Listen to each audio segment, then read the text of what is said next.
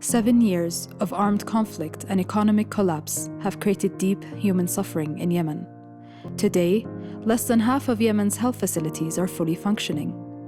And now, the COVID-19 pandemic is putting even greater strain on the health system. As of October, there were more than 9,000 confirmed cases of COVID-19 in Yemen and more than 1,700 deaths. But that is a vast undercount due to Yemen's limited testing capacity. Instead, COVID-19 is spreading swiftly through the country, straining hospital intensive care units and isolation centers.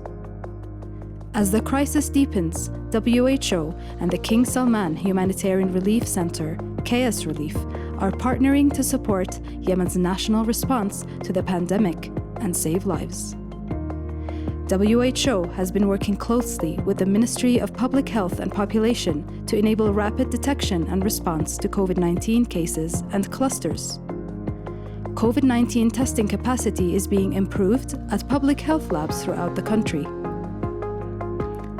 In partnership with KSrelief, WHO is providing IT, communications, and operational support to 26 emergency operations centers that facilitate risk assessment and coordinate information and resources for strategic management of public health emergencies. The health facilities that are still functioning in Yemen lack qualified health staff, essential medicines, and medical equipment.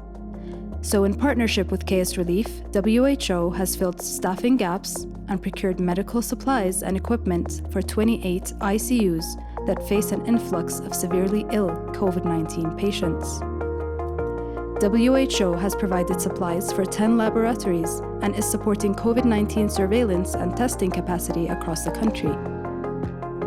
In Sana'a and Aden, nearly 450 health workers have been trained in COVID-19 case management, which will help them to diagnose COVID cases and give patients proper care.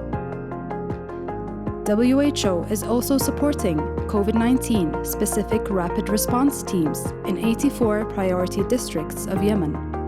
These teams are working closely with government authorities to accelerate research and contact tracing to better contain and control COVID-19 outbreaks.